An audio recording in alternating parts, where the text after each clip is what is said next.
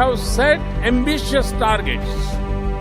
By 2030, we will reduce emissions by 33 to 35% of 2005 levels and produce 40% of our power from non-fossil fuels.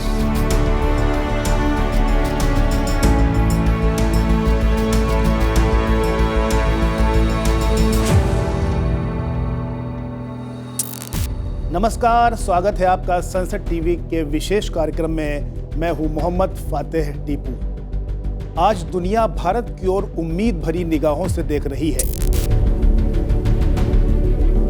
G20 की सफल अध्यक्षता के बाद पीठासीन अधिकारियों के P20 सम्मेलन की मेजबानी के लिए भारत पूरी तरह से तैयार है।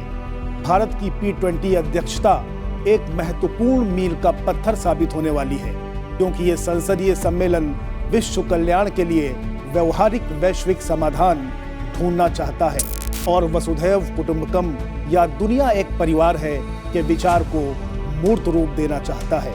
देखिए एक report. –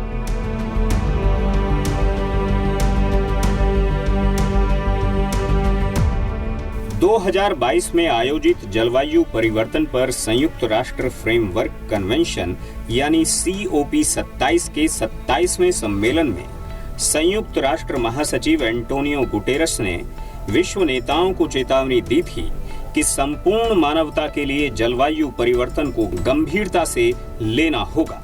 Humanity has a choice: cooperate or perish. It is either a climate solidarity pact or a collective suicide pact. We are in the fight of our lives and we are losing. Greenhouse gas emissions keep growing. Global temperatures keep rising. And our planet is fast approaching tipping points that will make climate chaos irreversible. We are on a highway to climate hell with our foot still on the accelerator.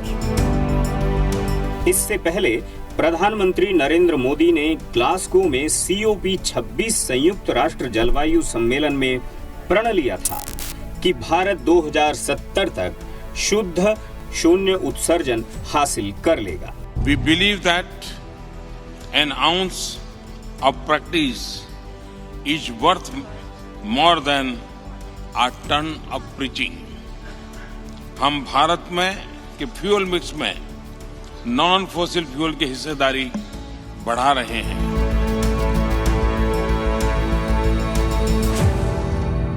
बढ़ती आबादी की ऊर्जा आवश्यकता को पूरा करने के लिए कार्बन ईंधन पर निर्भरता और उससे पैदा ग्रीन हाउस गैसें पर्यावरणीय संकट के लिए उत्तरदायी हैं।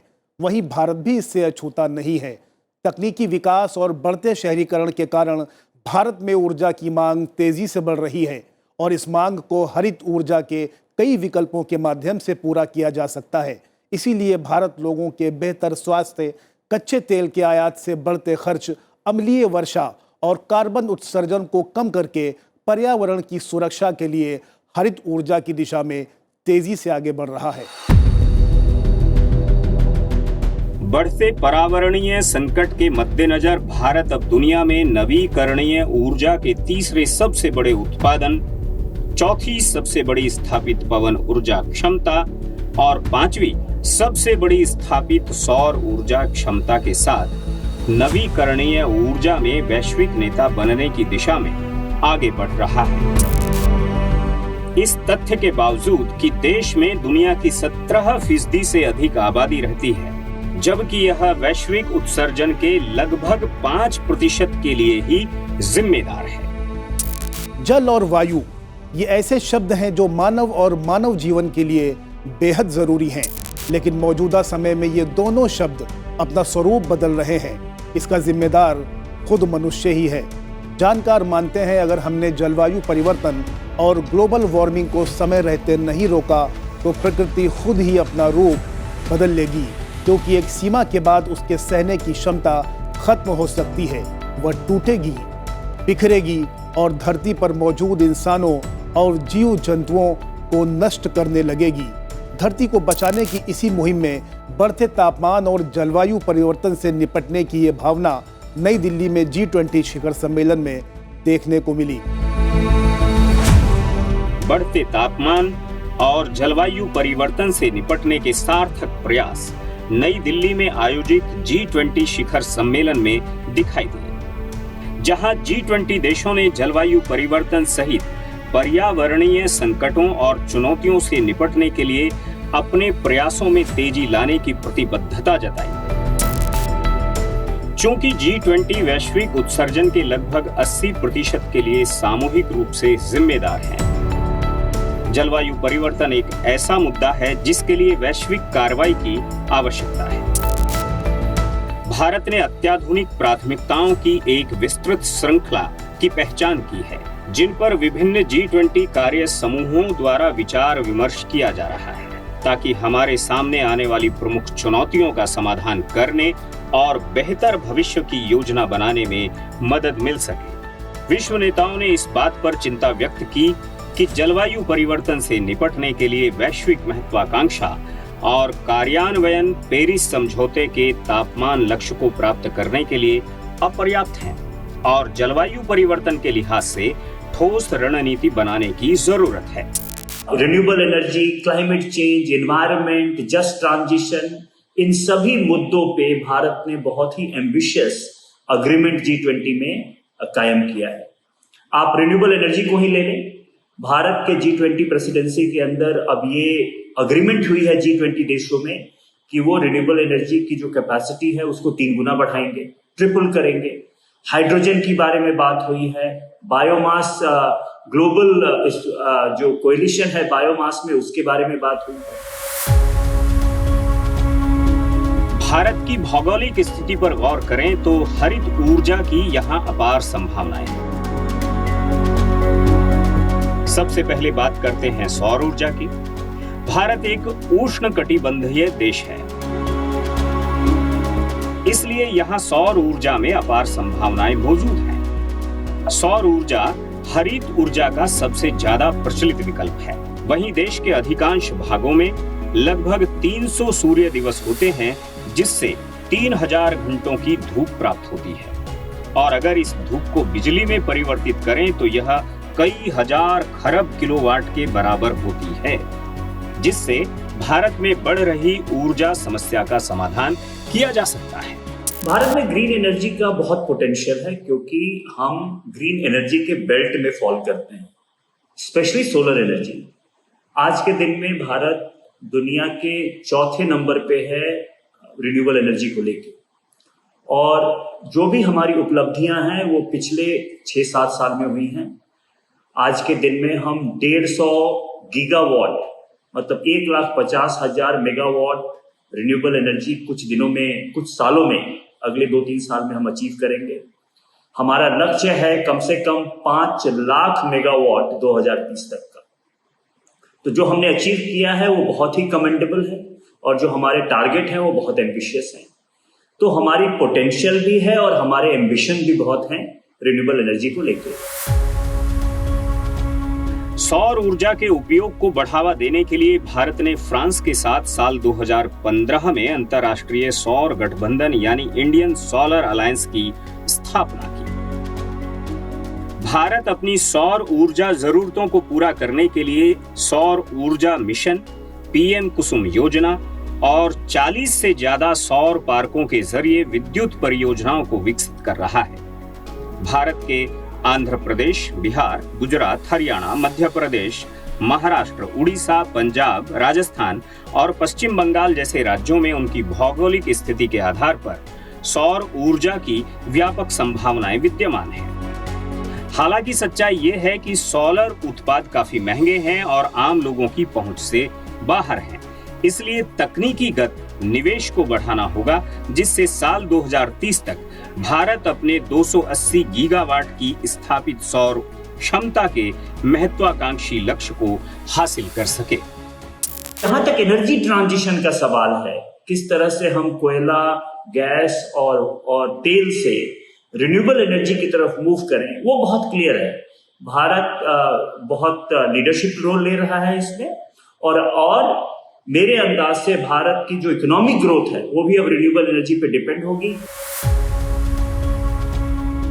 पहले भारत अपनी ऊर्जा जरूरतों को पूरा करने के लिए कोयले पर बहुत अधिक निर्भर था, लेकिन इन स्रोतों से बढ़ते जलवायु संकट को भांपते हुए भारत दीर्घकालिक विकास के लिए नए वैकल्पिक ऊर्जा स्रोतों की खोज की दिशा में लगातार आगे बढ़ रहा है।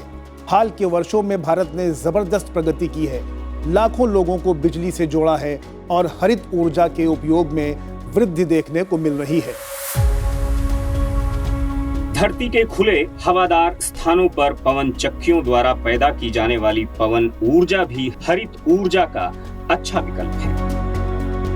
पवन ऊर्जा भारत में सबसे सफल नवीकरणीय ऊर्जा के विकल्प के रूप में उभरी है। भारत में पवन ऊर्जा की परियोजनाओं को तटीय और अपतटीय भागों में व्यापक रूप से विकसित किया जा रहा है।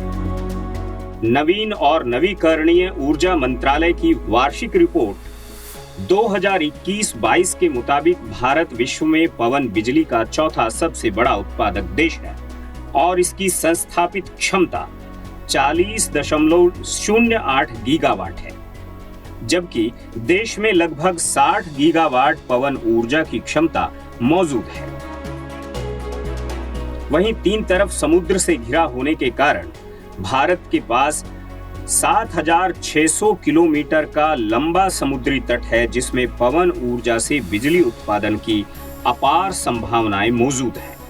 यहाँ रिन्यूएबल एनर्जी की बात है, विंड पोटेंशियल की बात है, हमने काफी जो वायु ईंधन है, हमने ऊर्जा है, हमने काफी जमीन पे लगाया है, लेकिन अब हम ऑफशोर विंड की बात कर रहे हैं।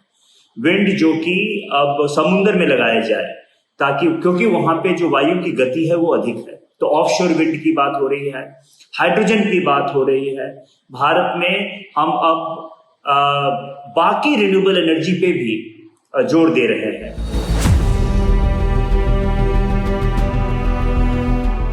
जल एक महत्वपूर्ण प्राकृतिक संसाधन होने के साथ हरित ऊर्जा का भी प्रमुख स्रोत है।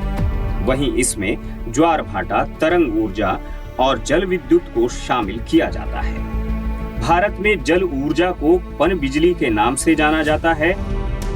अंतर्राष्ट्रीय ऊर्जा एजेंसी ने अपनी एक रिपोर्ट में पन बिजली को स्वच्छ ऊर्जा के भूले बिसरे देव कहा और राष्ट्रों से आग्रह किया कि वो शून्य उत्सर्जन तक पहुंचने के अपने प्रयास में इसे अपने ऊर्जा स्रोत के रूप में शामिल करें।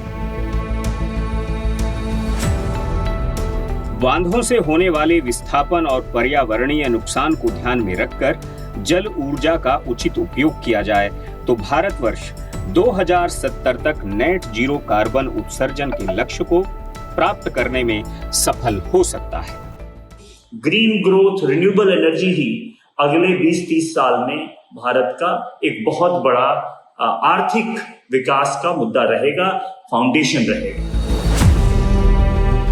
पृथ्वी के आंतरिक भागों में ताप का प्रयोग कर उत्पन्न की जाने वाली बिजली को भूतापीय ऊर्जा कहते हैं। भारत में सैकड़ों गर्म पानी के स्रोत हैं जिनका बिजली उत्पादन में प्रयोग किया जा सकता है।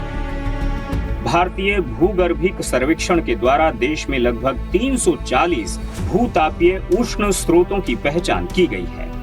इन्हें हिमालय, सहारा घाटी, खंबात बेसिन, सोन नर्मदा ताप्ती, लिनियामेंट बेल्ट, पश्चिमी तट, गोदावरी बेसिन और महानदी बेसिन भूतापीय प्रांतों में समूहीकृत किए गए हैं। इन स्थलों पर बिजली उत्पादन की क्षमता लगभग 10,000 मेगावाट है। गहरे ड्रिलिंग वाले उपकरणों की कमी और उच्च आरंभिक लागत के कारण देश में भूतापीय ऊर्जा के विकास को गति नहीं मिल पाई है। भूतापीय ऊर्जा में देश की ऊर्जा आवश्यकताओं को पूरा करने की असीम क्षमता है, लेकिन तकनीकी के महंगे होने के कारण इसका उचित उपयोग नहीं हो सका है। सार्वजनिक निजी भागीदारी के जरिए भूतापीय ऊर्जा के क्षेत्र में निवेश से इसके विकास को गति मिल रही है।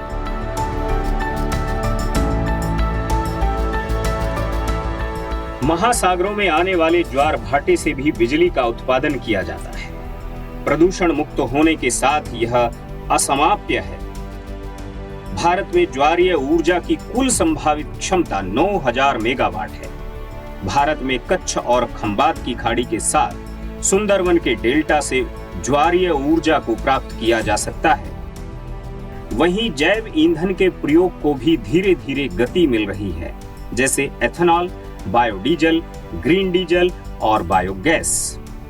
कृषि प्रधान देश होने के कारण भारत के पास बड़ी मात्रा में कृषि अवशेष उपलब्ध हैं। इसलिए देश में जैव ईंधन के उत्पादन की प्रबल संभावना विद्यमान है।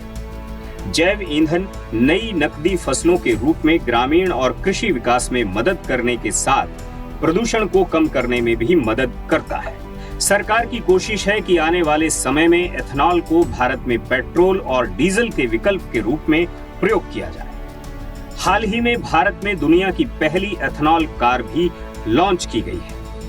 1600 retail outlets E20 is available, and the movement forward is to have by the end of 2025 all petrol pumps in the country to have E20.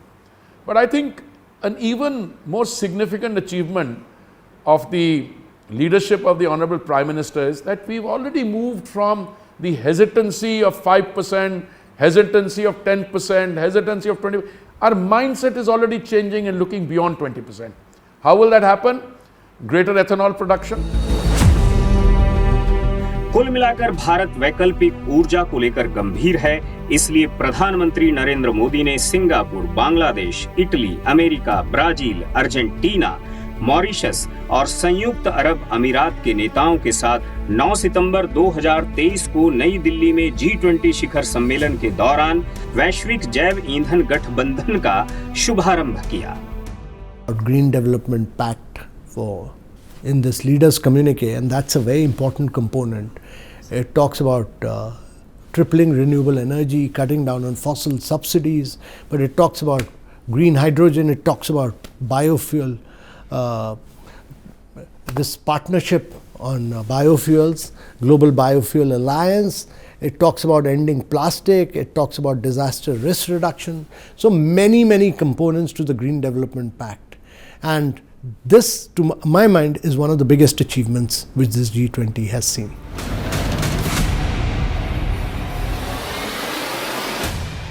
Global biofuel alliance यानी GBA G20 अध्यक्ष के रूप में भारत की एक पहल है। इस पहल का मकसद प्रौद्योगिकी को सुविधाजनक बनाने, टिकाऊ जैव ईंधन के उपयोग को तेज करने, हितधारकों के व्यापक स्पेक्ट्रम की भागीदारी के माध्यम से मजबूत मानक सेटिंग और जैव ईंधन के वैश्विक उत्थान में तेजी लाने का है। एक अनुमान के मुताबिक साल 2050 तक दुनिया की ऊर्जा की सबसे बड़ी मात्रा वैकल्पिक या अक्षय ऊर्जा स्रोतों के जरिए पूरी की जाएगी। इसीलिए हरित ऊर्जा पृथ्वी को बचाने की दिशा में एक उभरता हुआ दृष्टिकोण है। ऐसे में इनके नफा नुकसान दोनों की पड़ताल जरूरी है। फिलहाल भारत स्वच्छ और हरित ऊर्जा स्रोत की दिशा में लगातार विश्व की अगुवाई कर रहा है। इस खास पेशकश में फिलहाल इतना ही। मुझे दीजिए मेरी पूरी टीम के साथ इजाजत। देखते रहिए सनसेट टीवी।